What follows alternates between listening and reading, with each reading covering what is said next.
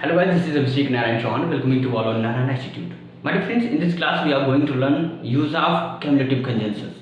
Dear friends, cumulative conjunctions के सारे uses को आज की इस वीडियो में बहुत ही डिटेल समझने वाले हैं। साथ ही साथ देखेंगे कि cumulative conjunction के डेफिनेशन क्या होते हैं, राइट। तो बहुत ही अच्छे से आज की क्लास में समझेंगे। साथ ही साथ देखेंगे हम लोग पहले कि कंजंक्शन, ठीक, कंजंक्शन की डेफिनेशन को और कंजंक्शन के टाइप जो हमारे कोऑर्डिनेटिंग कंजंक्शन और सबऑर्डिनेटिंग कंजंक्शन होते हैं। तो बहुत ही डिटेल्ड आइए समझते हैं आज की इस क्लास में। Let's start the video. My dear friends, आइए समझते हैं। यहाँ पर देखिए कंजंक्शन, ठीक, कंजंक्शन जिसे हम क्या कहते हैं, संयोजक कहते हैं हिंदी में, संयोजक। अब कंजंक्शन की जो परिभाषा होती है वो ये होती है कि ये वे शब्द होते हैं जो दो या दो से अधिक वाक्यों या क्लासेस को जोड़ने का काम करते हैं, राइट। अब यहाँ पर देखिए ये जो कंजंक्शन है हमारे, कंजंक्शन दो प्रकार के हो जाते हैं। हमारा पहला हो जाता है आपका कोऑर्डिनेटिंग कंजंक्शन, यहाँ पर देखिए, और दूसरा हो जाता है सबऑर्डिनेटिंग कंजंक्शन।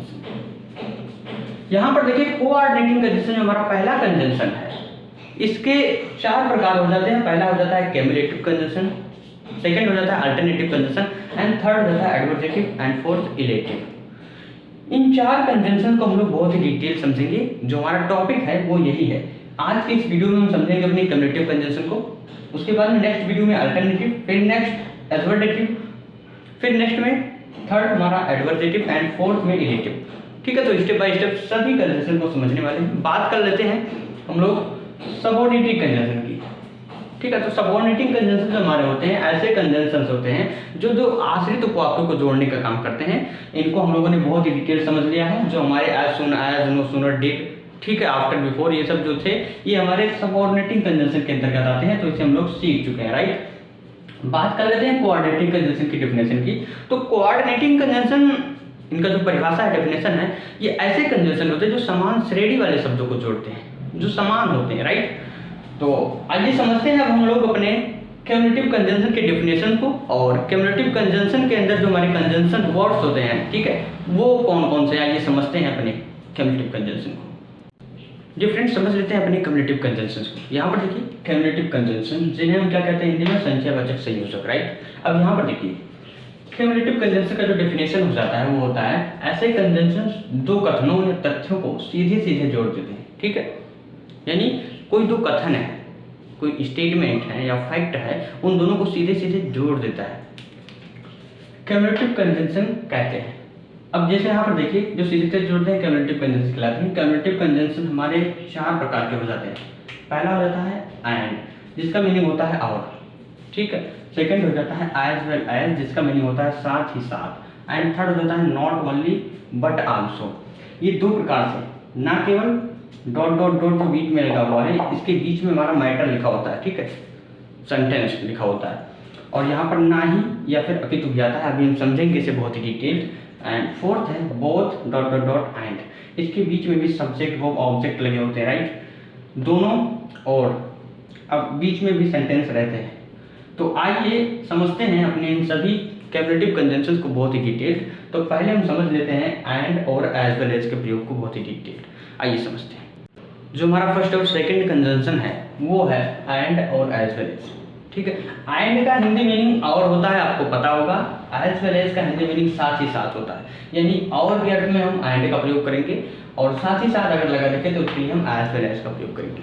अब यहाँ पर देखते हैं सेंटेंसेस में। My dear friends, cumulative conjunction जो होता है, ठीक है, यहाँ पर देखिए दो वाक्य दिए हुए हैं, ठीक है। अब और से यहाँ पर सेंटेंसेस को जोड़ा गया है।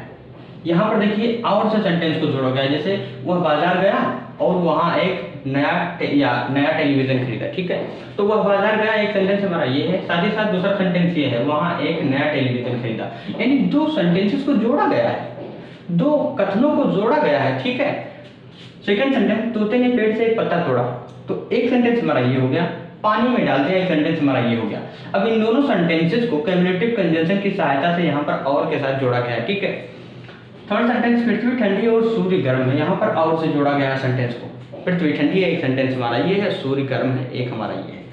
तो my dear friends, cumulative conjunction मैंने भी आपको बताया कि दो कथनों या दो फैक्ट को जोड़ते थे, ठीक है।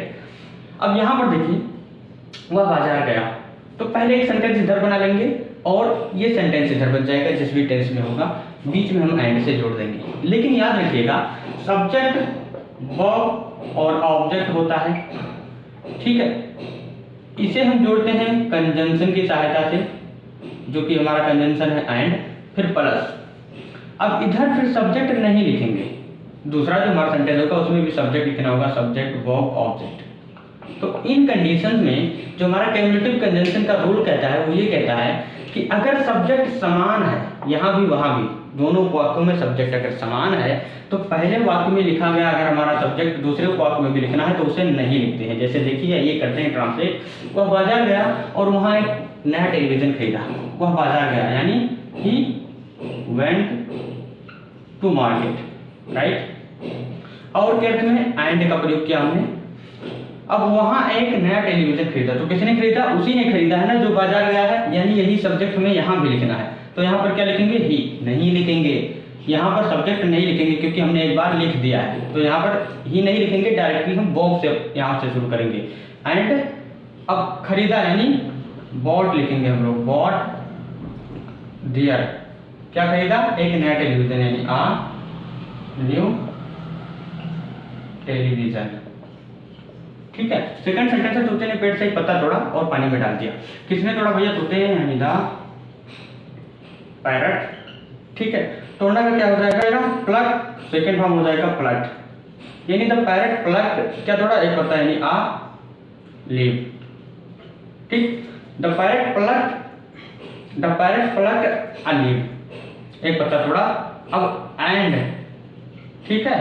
अब यहाँ पर फिर से नहीं लिखेंगे, यहाँ पर डायरेक्ट वर्ब से, और पानी में डाल दे तो डालना का क्या हो जाएगा? Drop, and dropped it into water. अब यहाँ पर देखिए ये लीव, ठीक है, यानी पत्ती ऑब्जेक्ट के रूप में था, तो ऑब्जेक्ट को भी हम दोबारा नहीं दोहराएंगे, उसके स्थान पर इट का प्रयोग करेंगे। थर्ड सेंटेंस है पृथ्वी ठंडी और सूर्य गर्म। लेकिन अब यहाँ पर देखिए पृथ्वी और सूर्य सब्जेक्ट अलग अलग है, तो जब अलग अलग है तो दोनों तरफ लिखे जाएंगे। यानी पृथ्वी ठंडी है यानी द अर्थ इज कोल्ड, ठीक है। अब एंड के यहाँ पर और के लिए एंड का प्रयोग करेंगे, और सूर्य बहुत गर्म है यानी the sun is very hot. अब यहाँ पर देखिए वह यहाँ आया और साथ ही साथ गोष्ठी का आनंद भी लिया, तो साथ ही साथ के लिए किसका प्रयोग करेंगे? एज वेल एज का प्रयोग करेंगे, ठीक है। तो वह यहाँ आया यानी ही कैम हियर। अब साथ ही साथ यानी एज वेल एज, गोष्ठी का आनंद भी लिया, किसने लिया? उसी ने तो लिया, यानी एज वेल एज इंजॉयड हो जाएगा यहाँ पर, इंजॉयड द पार्टी। सब्जेक्ट समान था इसलिए हमने नहीं लिखा। तुम साथ ही साथ तुम्हारा पूरा परिवार भी विवाह में शामिल हुआ। तुम यानी यू, अब साथ ही साथ यही लगा है तो यही लिख दीजिए as well as.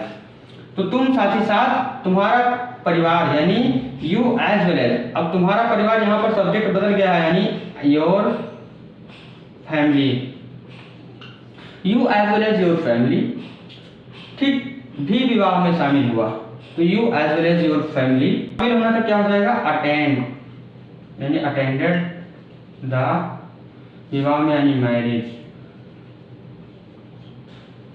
Party, right.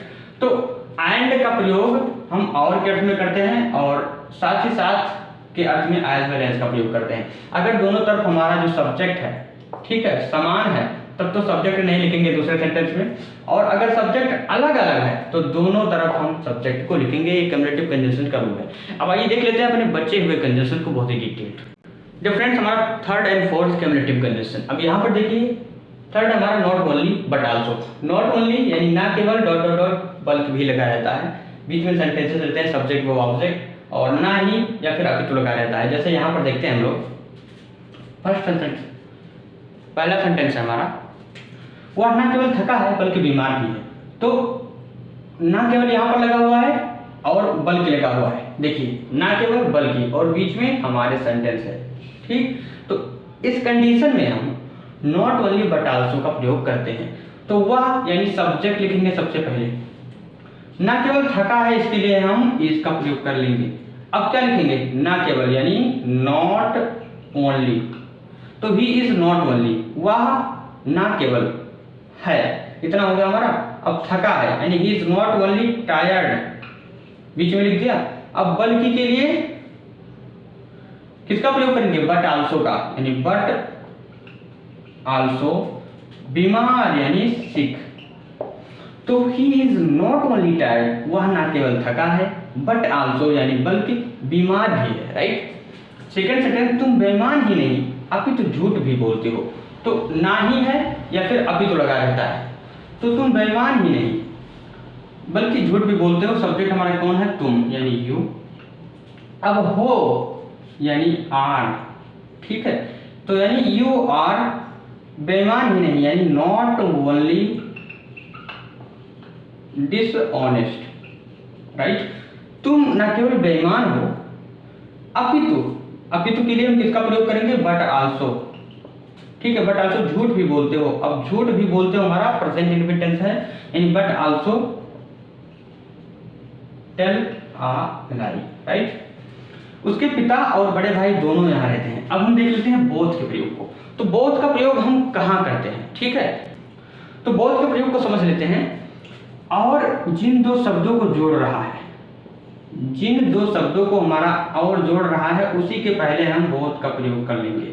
जैसे देखिए उसके पिता और बड़े भाई दोनों यहाँ रहते हैं, तो बस यहीं पर हम किसका प्रयोग कर लेंगे, बोथ का इसी के आगे, यानी बोथ कौन रहते हैं, सब्जेक्ट हमारा उसके पिता और बड़े भाई, तो सब्जेक्ट के रूप में यहाँ पर है, ठीक है। यानी बोथ हिज फादर, ठीक है। अब एंड यहां पर देखिए एंड एल्डर ब्रदर, अब यहां रहते हैं यानी लिव हियर।